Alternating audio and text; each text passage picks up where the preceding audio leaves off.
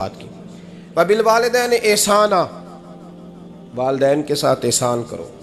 علامہ سید محمود آلوسی اندلسی رحمۃ اللہ علیہ صاحب تفسیر روح المعانی فرماتے ہیں، آپ فرماتے ہیں اللہ کریم نے کہا والدین کے ساتھ احسان کرو۔ اس کا ترجمہ کیا ہے؟ آپ فرماتے ہیں اس کا مطلب یہ ہے کہ جتنی کوئی بندہ نیکی کرے اگر اس کے مطابق نیکی کر دی جائے تو وہ بدلہ ہوتی ہے، اور اگر تھوڑی بڑھا کے کی جائے تو وہ احسان ہوتی ہے۔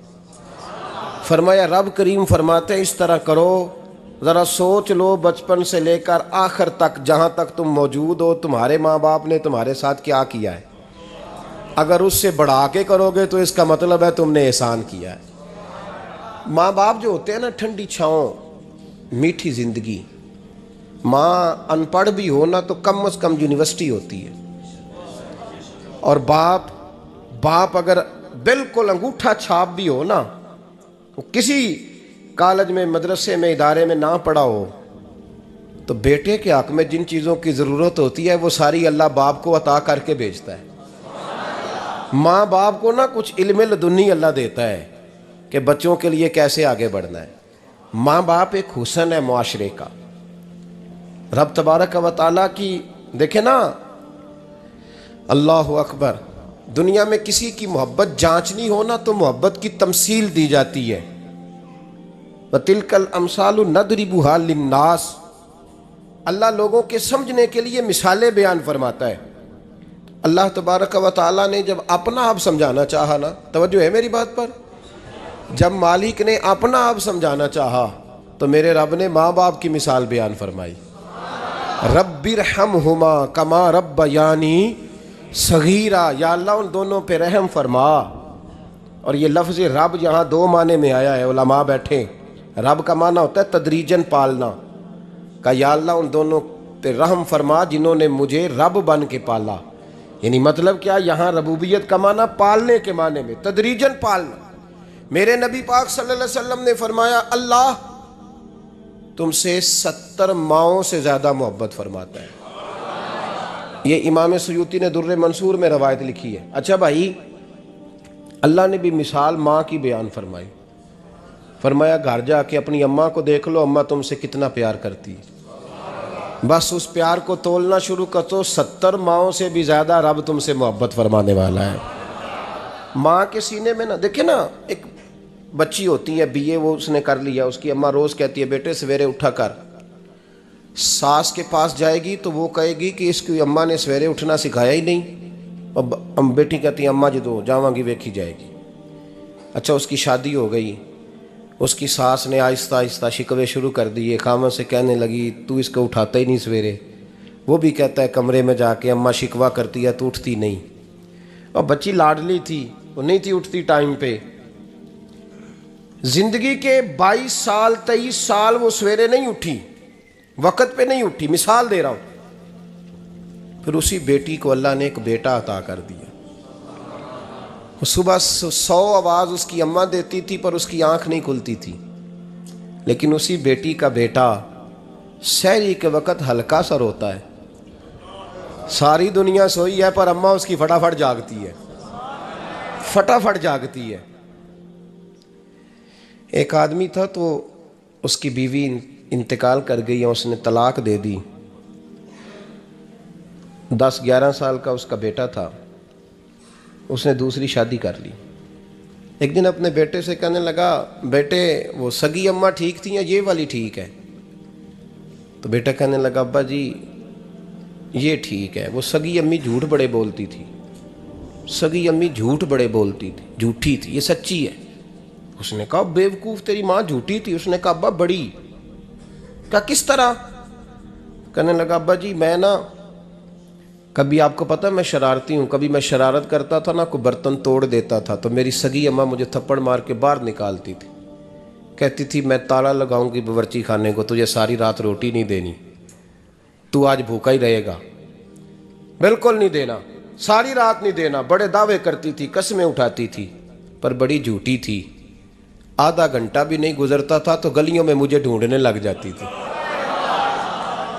ڈھونڈ کے لاتی تھی، ڈھونڈ کے، اور لا کے نا تو غلطی میری ہوتی تھی، رونا میری اماں شروع کر دیتی تھی، وے اوے مینوں نہ ستایا کر وے پترا، پھر میری مرضی کا کھانا مجھے پکا کے دیتی تھی، میری مرضی کا. اور پھر میری اماں مجھے تحفہ بھی دیتی تھی.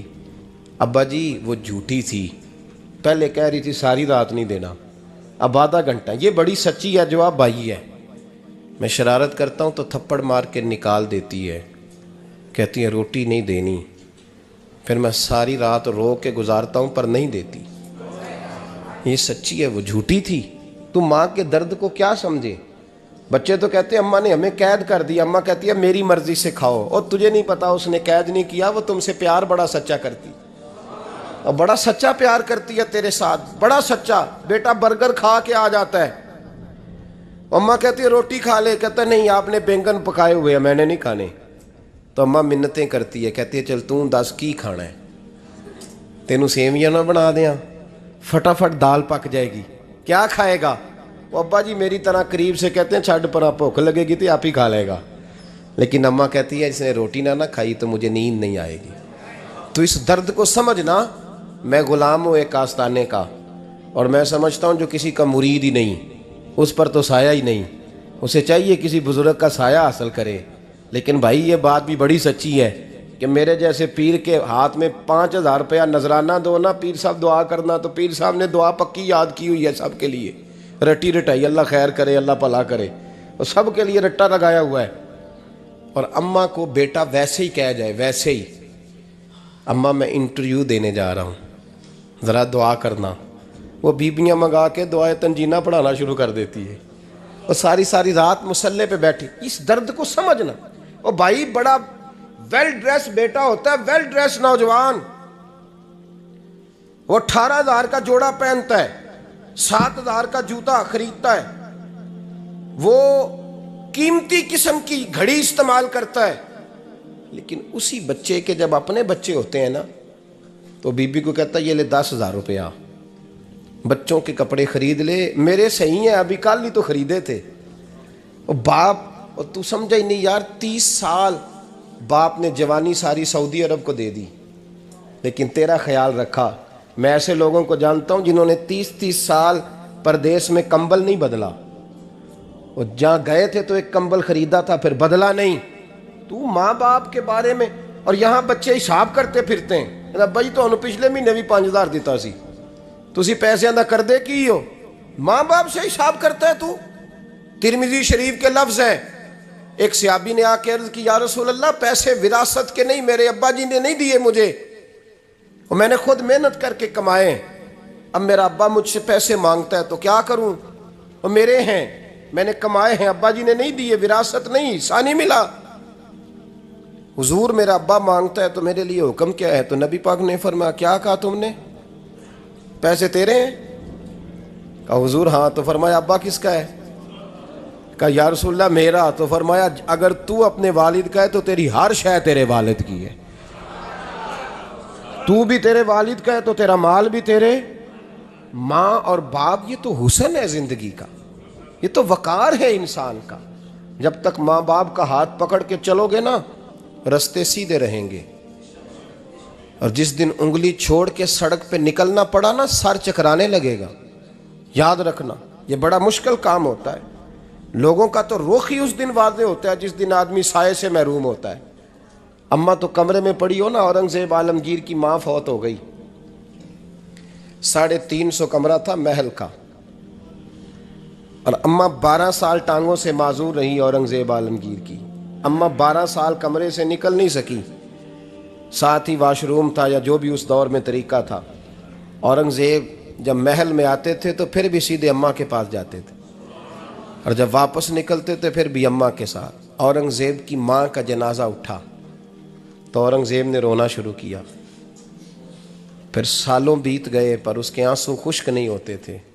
ایک شخص نے کہا تیری کوئی انوکھی مر گئی ہے، ساری دنیا کی مرتی ہیں. اس نے کہا میں بادشاہ ہوں، 24 گھنٹے لوگوں کا آنا جانا ہے، بڑے دبدبے ہیں، بڑے ڈیرے داریاں ہیں، بڑی بھینسیں، بڑی گائیں، بڑے کھانے والے، بڑے لانگری. میری ماں بوڑھی تھی، ایک کونے میں پڑی رہتی تھی، پر جب سے وہ گئی ہے یہ مجھے محل نہیں لگتا، مجھے قبرستان لگتا ہے، مجھے لگتا ہے یہ قبرستان ہے. ماں اور باپ تو تیری نعمت ہے بھائی.